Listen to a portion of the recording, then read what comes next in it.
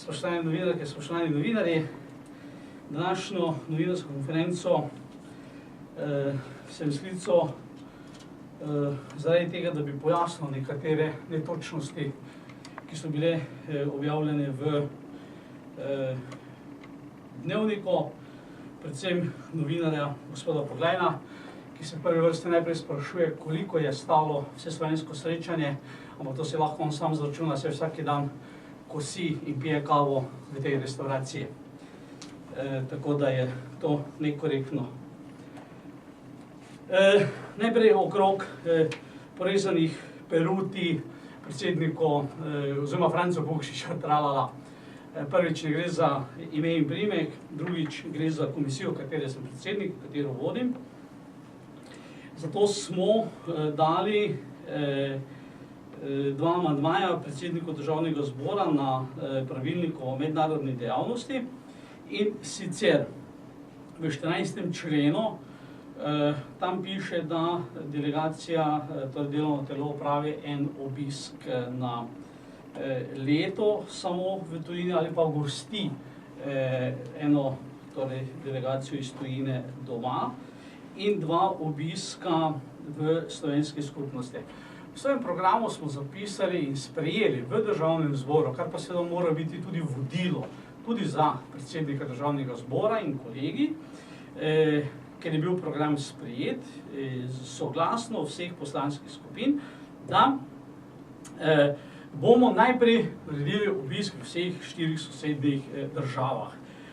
To ni bil problem tudi ne zadnjih 3 vlad, pa ne bojo to leve ali desne, skratka gre za nacionalni interes.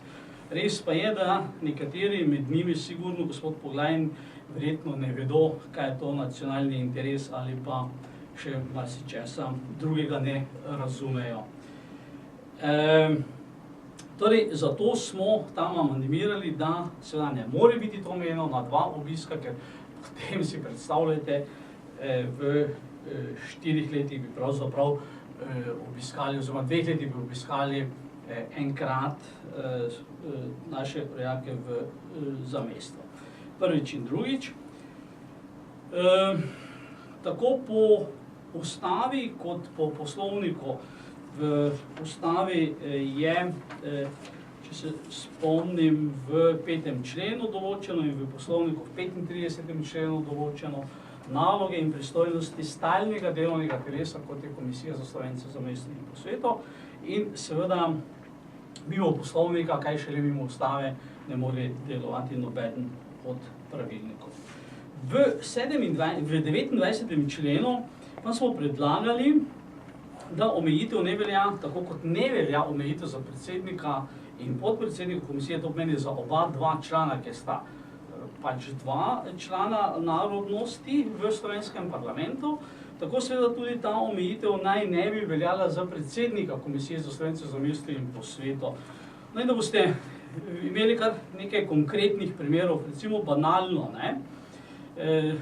Državni zbor mi je odobril pot ob 50. obletnici Kulturnega centra Lojze Bratož. 50. obletnica Kulturnega centra Lojze Bratož je velik dogodek, ne samo za zamejce, ampak tudi za matično domovino. Tam na tem dogodku je bilo od italijanskega vrha politike do slovenskega vrha politike prisotno. Bil sem tudi sam.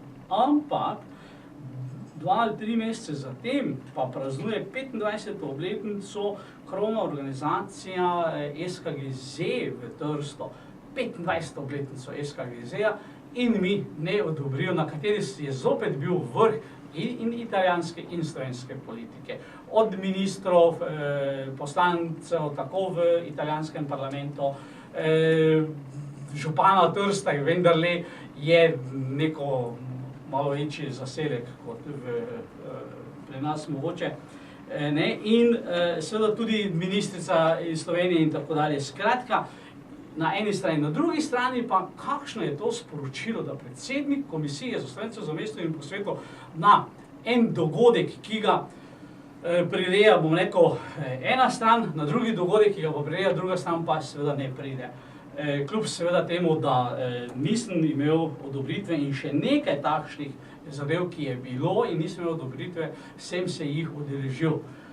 Pa ni tu vprašanje kilometrov, potnih stroškov, časa in tako dalje, ampak seveda tega, v kakšnem imenu nastopaš. Franc Pukšič tam nastopa kot poslanec Državnega zbora. Edino to, ne morem iti kot predsednik komisije, ker nimam potnega naloga. Torej, to so bom rekel, ti elementi, ki seveda ne držijo, in ni točno. Zato smo seveda opozorili na ta pravilnik. Jaz sem včeraj govoril z predsednikom Državnega zbora in je obljubil, da bo še pred počitnicami ta pravilnik tudi popravljen.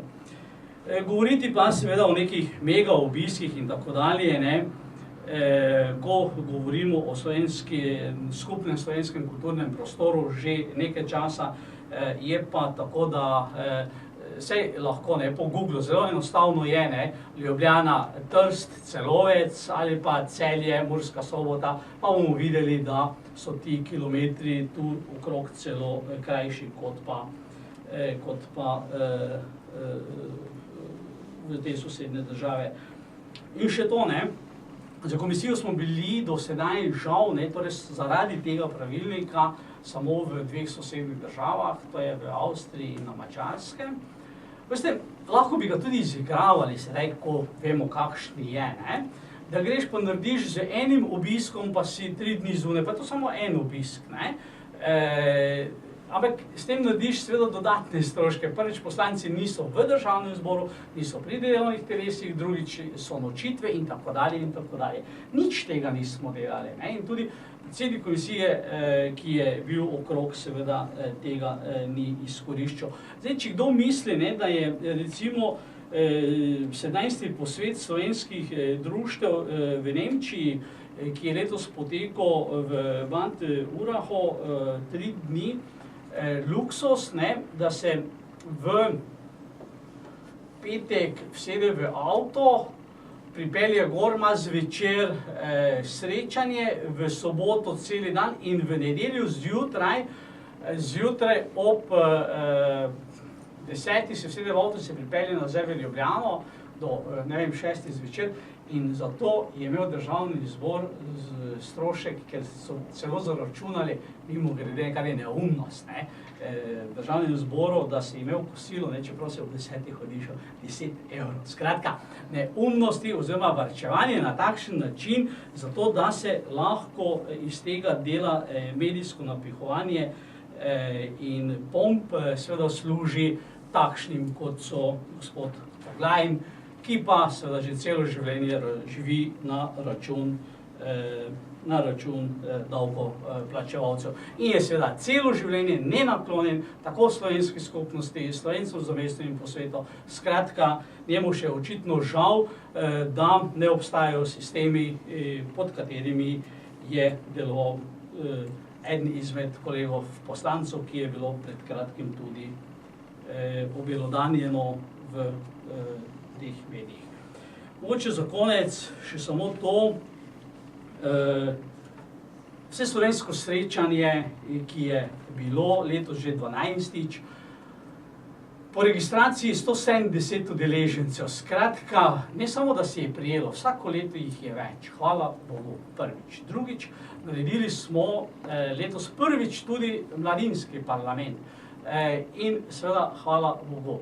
3 točke so bile pomembne, torej kako ohraniti daleč od doma slovenski jezik, identiteto in kulturo, kako se povezati in biti povezan z matičnim narodom in tretjič, kako prenesti iz, bom rekel, ene starejše generacije na mlajšo generacijo tudi vodenje, delovanje društva, ker je popolnoma drugače, ker ta generacija je bila in živela tam.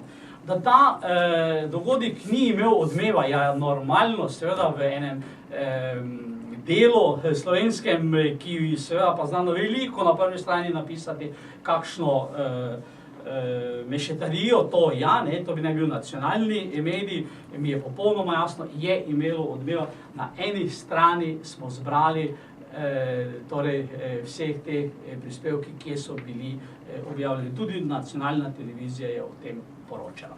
No in seveda posledica takšnih in drugačnega dela z slovenskimi rojaki, z Slovenci zamestniki po svetu, je tudi danes Mladinski raziskovalni na konferenca, torej prva konferenca Svetovnega slovenskega kongresa podiplomskih in diplomantov, študentov, ki so študirali zunaj, se vračajo domov ali so bili zunaj in prihajajo v Republiko Slovenijo. Torej, če bo to državo peljalo kaj naprej, potem seveda korupcija v bankah in zapisi gospoda Poglajna ne, takšni mladi pa ja. Hvala lepa.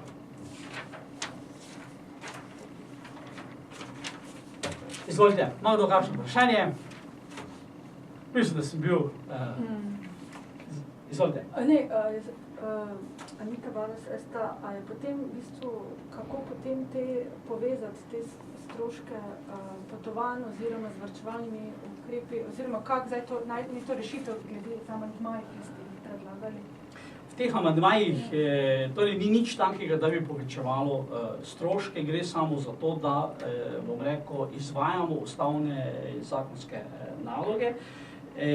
Že do sedaj, tako kot sem vam omenil, je bilo nekaj poti narejenih, ki sem jih naredil, bom rekel, na svoje stroške.